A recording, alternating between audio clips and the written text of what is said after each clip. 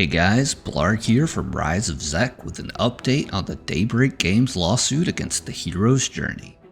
If you haven't checked out our short giving the overview, check it out here. And if you're as interested in this case as we are, make sure to like and subscribe so you know when we drop our next video on the case. For those of you who just need a quick refresher, the hero's journey is a fan-run online Everquest emu server built using open source EQ emulator software.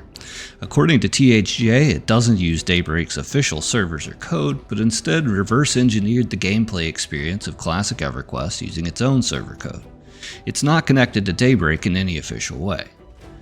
But Daybreak filed a lawsuit against the owners and creators of THJ to attempt to get it shut down for stealing its IP and violating its trademarks and copyrights.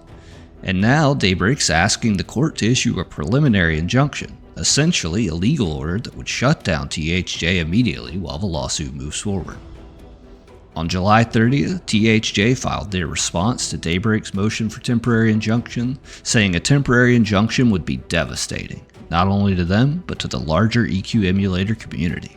And they say Daybreak's sudden action is totally unfair and legally unjustified. And those of us here at Rise of Zek thought it was too interesting to not give you guys an update on. So, what's THJ's argument and response? A lot, honestly, but here are the highlights. 1. Daybreak waited too long. Basically, THJ argues that Daybreak and its predecessors have known about EQ emulators for over 20 years and did nothing. Not only that, they actually encouraged them. For example, the co-creator of Everquest praised these projects publicly, and Daybreak even made an official agreement with another MU, Project 1999, back in 2015. 2. Equitable estoppel and latches. In legal terms, THJ argues that because Daybreak stood by for decades and even supported emulators, they can't now turn around and sue. That's called equitable estoppel. They also say Daybreak's delay in suing makes their whole case invalid under the doctrine of latches. Basically, you can't sleep on your rights and then complain later. In THJ's case, they say they've spent tons of time and money on the server, all while relying on the fact that Daybreak had never tried to shut down an emulator before. They say it would be unfair to let Daybreak come in and change their stance after all these years to the detriment of THJ. And 3. THJ says they didn't infringe on any of Daybreak's intellectual property rights at all. THJ claims they didn't steal Daybreak's code, they used cleanroom open source code through reverse engineering, which courts have ruled is legal in many cases, especially if you're creating something new. So, why is Daybreak suing now? THJ thinks it's about one thing: money. They say Daybreak's blaming THJ for the drop in Everquest player counts, but Daybreak's offered no real proof of any correlation. According to THJ, Daybreak's real issue might be their internal struggles and poor performance and not anything THJ has done. The claim is that the community has always seen fan servers as complementary, not competition. In fact, many users play both. And there might be a lot of truth to this idea. Daybreak in its own filings referenced an anonymous email it received in December of 2024 stating that THJ was making over $20,000 a month using a donation system that applies digital currency to your THJ account, essentially microtransactions. Daybreak only seems to care about THJ because of the money they're making, since they've never bothered to protect their IP from other EQMU servers before.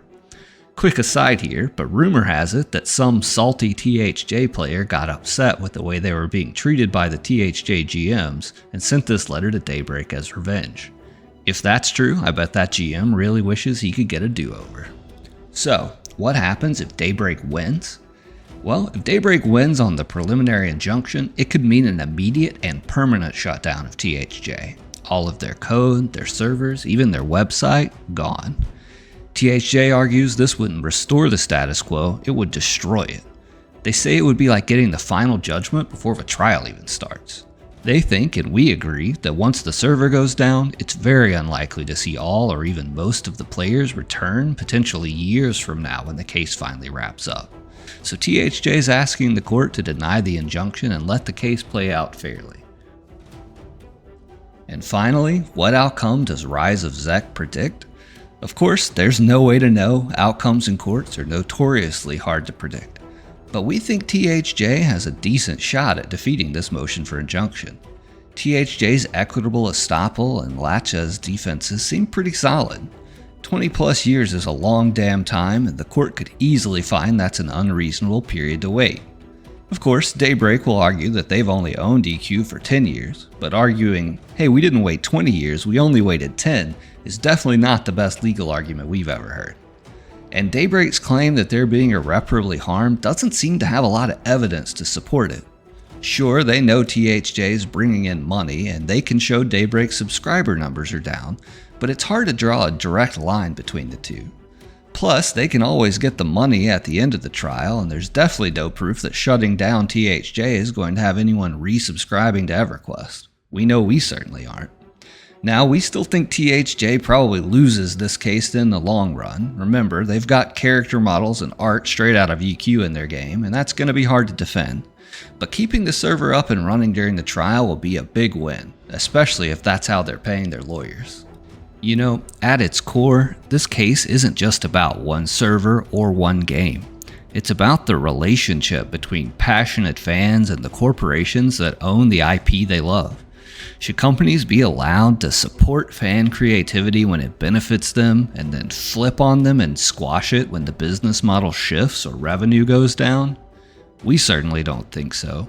But the court will decide that very idea on August 12th at a hearing in the U.S. District Court for the Southern District of California in San Diego. So if you're in the area, maybe stop by and check it out. You might be watching history in the making.